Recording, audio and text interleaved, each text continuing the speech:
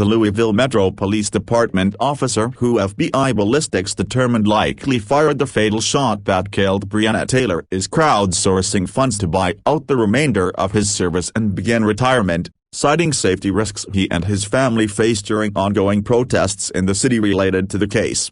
The family of Detective Miles Cosgrove, who was not indicted on any charges last week but remains on administrative leave from the police department, is using the Christian crowdfunding site GiveSango to raise enough funds to help him purchase the remainder of his service time, or airtime, so that he can retire from the LMPD and continue to focus on the safety of his family, a family that has been put continually at risk over the past few months. It has recently become clear that it will be impossible for Miles to safely return to his position serving the community with the Louisville Metro Police Department, the family wrote.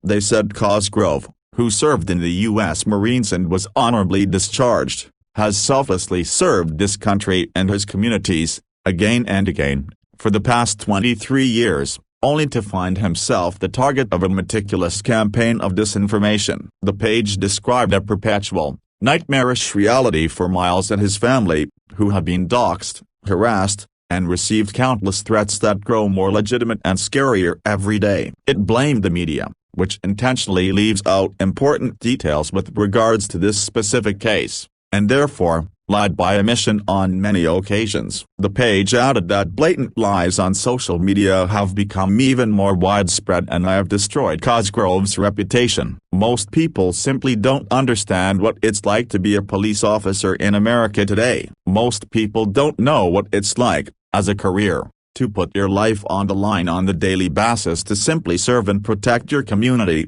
the family wrote. Most people don't know what it's like to have a weapon fired at you. Even fewer know what it's like, after all of that, to have the entire world turn on you with pure vitriol for simply performing your job exactly as you were trained to do by your superiors. As of Thursday morning, the fund had raised more than $20,000 out of its $75,000 goal. Louisville erupted in demonstrations last week when a Jefferson County grand jury announced only one of the 3 officers involved in the March 13 police raid would be criminally indicted.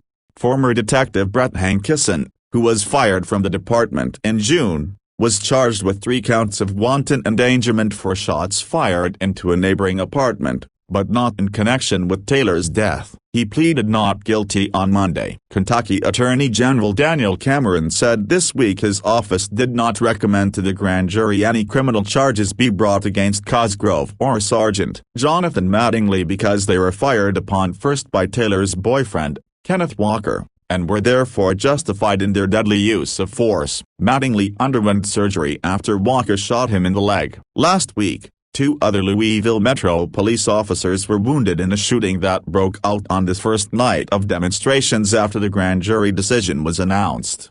An anonymous grand juror filed a motion earlier this week to have transcripts and a recording of the grand jury proceedings made public, breaking the precedent in keeping those deliberations secret. Cameron's office said it plans to comply with the order but needed more time to redact the names of witnesses in the over 20-hour-long audio recording.